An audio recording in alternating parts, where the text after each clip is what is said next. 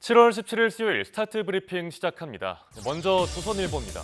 취직과 결혼, 출산이 모두 늦어지는 지각 사회를 다뤘습니다. 부모에게 얹혀 사는 우리나라 20대 캥거루족 비율이 OECD 가운데 1위라고 하는데요. 자세히 보겠습니다. OECD 평균은 50%입니다. 우리나라가 81%니까 1.6배 많은 겁니다. 우리나라에서 캥거루족 청년이 5명 중 4명일 정도로 흔한 풍경이 됐습니다. 또 첫 직장을 얻기까지 걸린 기간도 역대 최장입니다. 20년 전에는 9.5개월이었는데 올해 기준 11.5개월로 더 길어졌습니다. 뒤늦게 취업이라도 하면 얼마나 다행일까요? 하지만 3년 이상 취업 장수생이 23만 8천 명, 전체 미취업자 20%에 달합니다. 또 그냥 쉬거나 놀았다는 미취업자가 30%를 넘습니다. 신문은 청년과 기업의 미스매치를 지각사회 원인으로 분석합니다. 저성장의 양질의 일자리 채용은 줄어드는데 취준생들은 대기업과 전문직, 또 수도권을 선호한다는 거죠. 그러면서 자연스레 취준과 독립, 결혼, 출산 다 줄줄이 밀리는 겁니다. 다만 이런 지각사회, 우리나라만의 문제는 아닙니다. 이탈리아나 일본, 영국 등 다른 나라들도 비슷한 문제를 겪고 있는데요. 생애 주기가 밀리는 연쇄 지각이 이젠 뉴노멀이 될지도 모르겠습니다. 이어서 경향신문입니다. 장마가 끝나면 역대급 폭염이 찾아온다고 하죠. 그러면서 고수온주의보도 작년보다 일찍 찾아올 전망입니다. 뜨거워지는 바닷물만큼 양식 어가들의 속도 타들어가고 있습니다.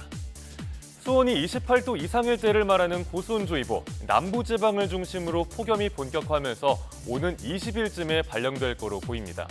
지난해보다 일주일가량 빠른 건데요. 또 월말에는 수온 28도 이상이 3일 연속 이어지는 고수온 경보가 예상이 됩니다. 적조주의보도 비슷한 시기에 발령될 듯합니다. 이렇게 바닷물의 온도는 올라가는데 양식 어가들의 소득은 내려가고 있죠. 지난해 고수온으로 인한 양식장 어종들 피해액은 무려 438억 원입니다. 특히 우럭 피해액은 283억 원에 달했습니다. 어류 양식 생산량이 통계 작성 이래 가장 큰 폭으로 줄었다고 하니까 상황은 심각합니다. 또 올해에도 고수온으로 인한 피해가 늘어날 우려는 커지고 있습니다.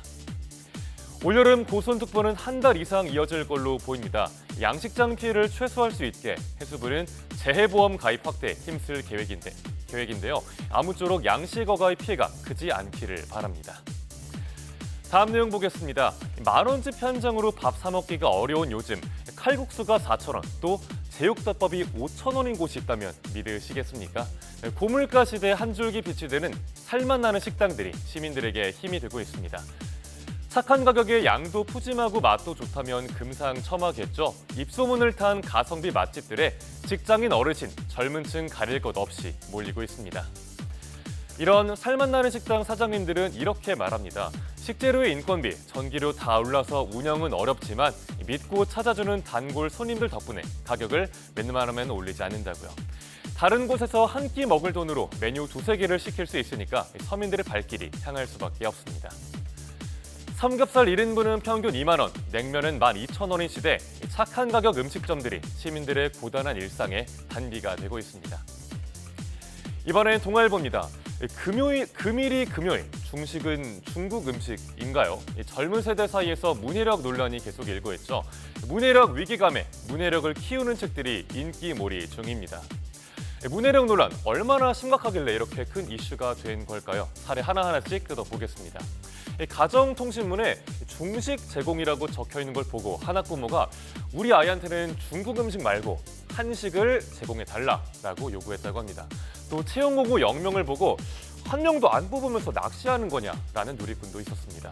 또 정치권에서 나온 무운을 빈다라는 표현을 두고는 운이 없기를 바란다는 건가라는 반응도 나왔죠. 학부모가 우천시에 장소 변경이라는 공지를 보고 우천시라는 도시에 있는 걸로 잘못 이해한 웃지 못할 해프닝도 있었습니다. 이러니 어휘력과 문해력을 높이는 책들이 서점에 많이 보일 수밖에 없습니다. 젊은 부모들을 위한 어휘력 책도 인기입니다. 또 올봄에 출간된 한 필사 노트는 넉 달 만에 29쇄를 찍을 정도로 많이 팔렸다고 합니다. 이런 현상, 본인의 문해력에 문제가 있다고 느낀 사람들이 늘고 있다는 방증일 겁니다. 바르고 좋은 문장을 읽고 쓰는 것에 사람들의 관심이 커지는 것 같다는 평론가의 말도 신문은 전하고 있습니다. 마지막으로 한겨레 신문입니다. 각종 연애 예능 프로그램, 이른바 연프가 연일 화제입니다.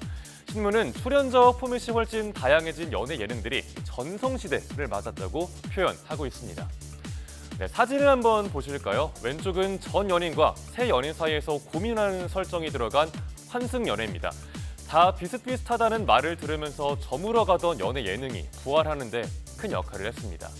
또 오른쪽은 최근 핫한 신들린 연애라는 프로그램인데요. 참가자가 무속인 등 점술가들로만 구성이 됐습니다. 운명을 보던 이들이 운명과 본능적인 끌림 사이에서 고민하는 딜레마가 프로그램의 핵심입니다. 이외에 남매끼리 모인 연애남매, 동성끼리의 연애를 다룬 남의 연애도 화제였습니다. 색다른 설정과 새로운 서사로 시청자들의 시선을 사로잡고 있습니다. 연애가 쉽지 않은 사회 분위기도 보여주는 한편 남의 연애를 보면서 대리만족하고 간섭하는 것도 인기 배경입니다. 연애 예능을 보면서 자신의 연애관을 객관적으로 분석하는 데 도움을 얻는 사람들도 있습니다. 하지만 결국 연애가 구경거리가 된다는 비판은 불가피해 보입니다. 연애 예능을 볼 때 내 인간관계를 돌아보는 시청의 지혜가 필요하다는 전문가의 조언도 신문은 담고 있습니다. 7월 17일 아침 신문 살펴봤습니다. 지금까지 스타트 브리핑이었습니다.